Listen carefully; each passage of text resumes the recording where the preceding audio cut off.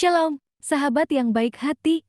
Marilah menggunakan waktu sejenak untuk membaca dan merenungkan firman Tuhan sebagai sumber kekuatan, inspirasi, dan motivasi bagi kita.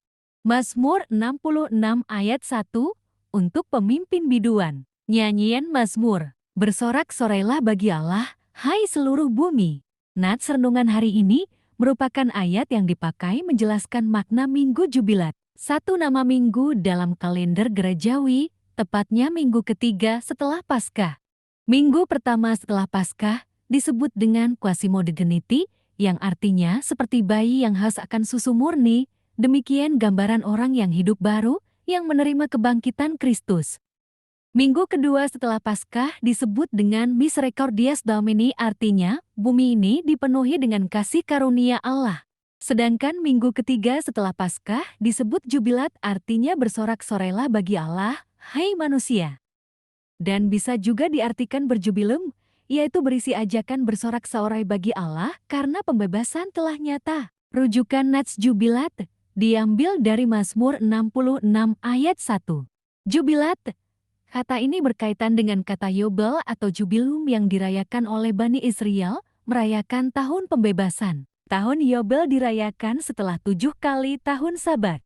1 tahun Sabat adalah 7 tahun, maka 7 kali Sabat memasuki tahun ke-50, seluruh umat Allah bersyukur dan bersorak-sorai karena pembebasan yang dilakukan Tuhan.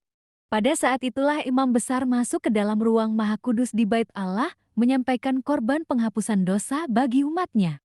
Itulah sebabnya tahun Yobel adalah tahun perdamaian, artinya Allah mendamaikan diri dengan umatnya. Tuhan berkenan menghapuskan dosa. Di tahun Yobel, jika seorang yang berhutang tak mampu membayar hutangnya, harus dibebaskan. Ini bukti kepedulian terhadap sesama. Imamat 25 ayat 23-28. Hai manusia, bersorak-sorailah bagi Tuhan. Ajakan bersorak-sorai dari pemazmur ini bagi umat Allah cukup beralasan, karena Allah telah membebaskan umatnya.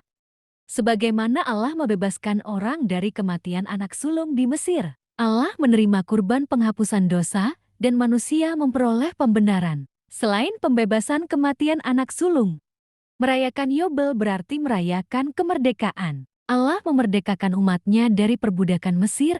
Mereka dahulu budak di Mesir, namun dengan kuasa Allah mereka menjadi bangsa yang merdeka.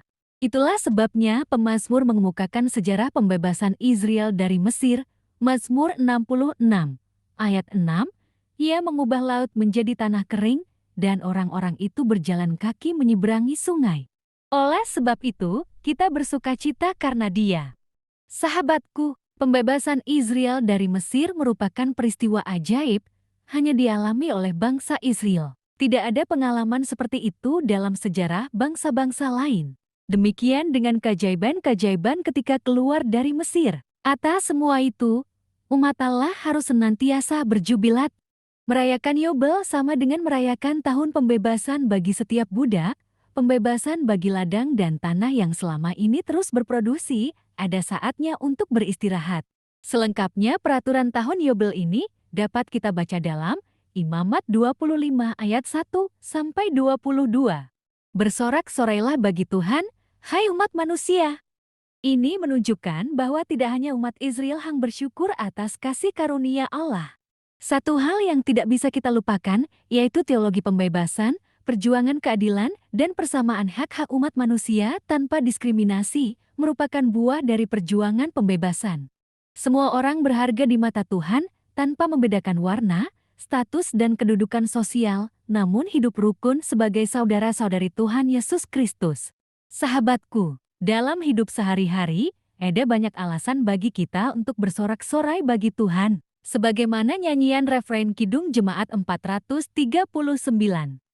Berkat Tuhan, mari hitunglah, kau kan kagum oleh kasih-Nya. Berkat Tuhan, mari hitunglah, bersorak-sorailah bagi Tuhan, atas segala kasih dan anugerah-Nya dalam hidup kita. Sahabatku, Tuhan memberkati dengan melimpahkan segala kebaikan kepada saudara. Amin.